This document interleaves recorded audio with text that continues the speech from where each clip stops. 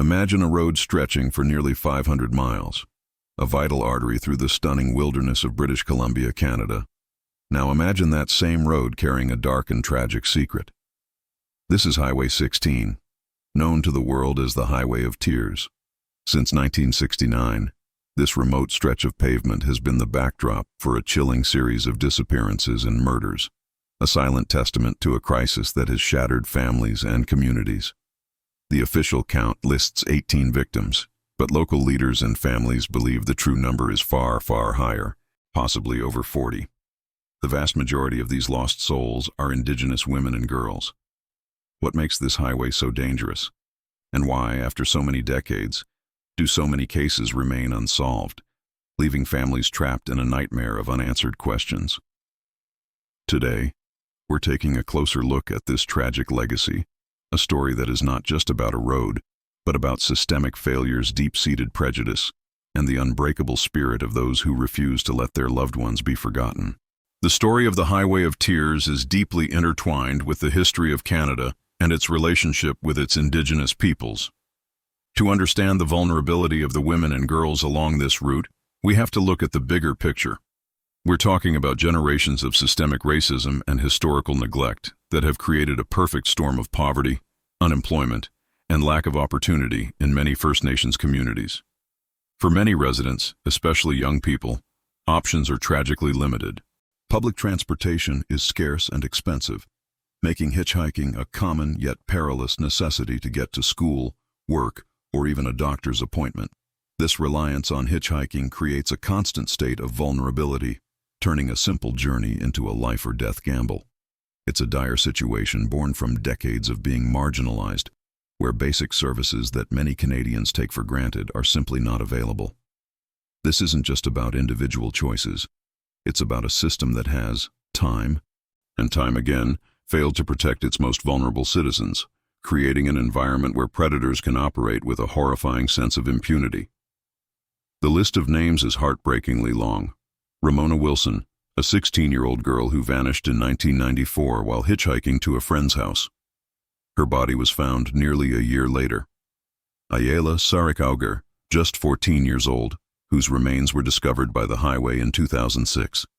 And countless others whose faces now look out from posters and billboards along the route. For decades, the families of these victims felt like they were screaming into a void. Their pleas for action and thorough investigations were often met with indifference or inaction from law enforcement. This perceived lack of urgency fueled a deep and painful sense of distrust between Indigenous communities and the authorities.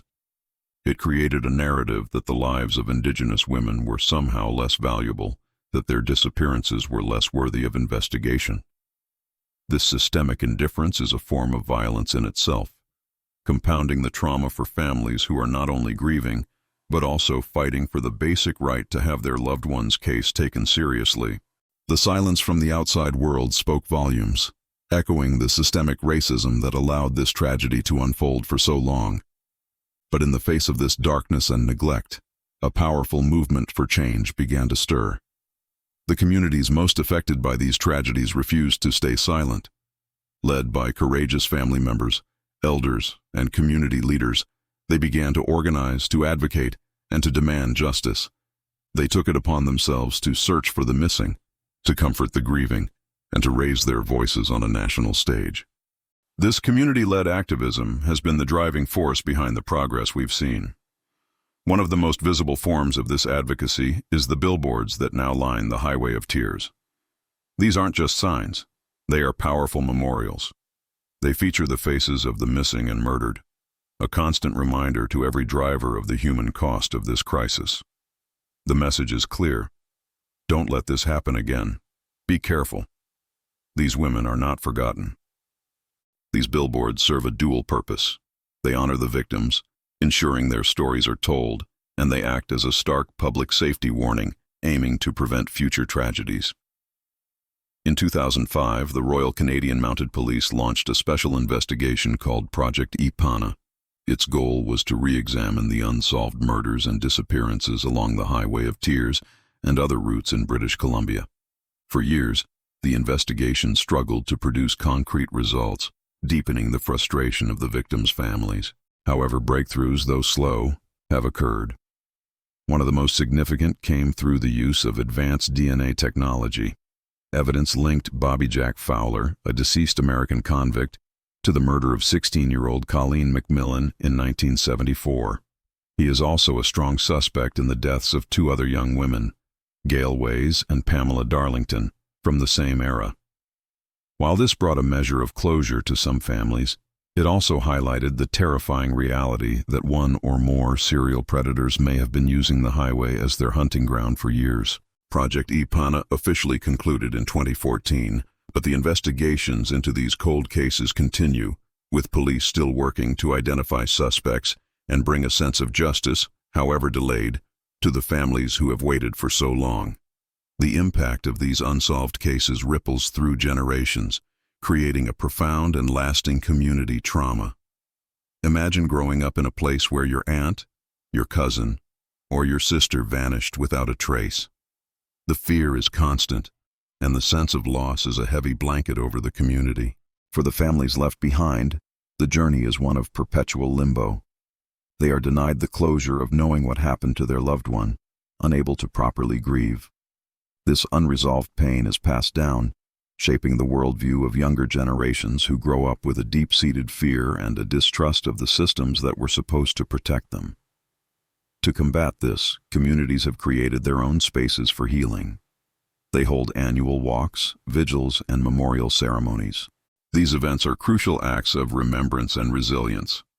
They provide a space for shared grief, for honoring the lives of those lost, and for reinforcing the message that every single life mattered. These community-led initiatives are vital for healing the deep wounds left by decades of violence and neglect. In recent years, the story of the Highway of Tears has finally begun to capture wider public and media attention, thanks in large part to the tireless advocacy of the families and the power of documentaries and news reports.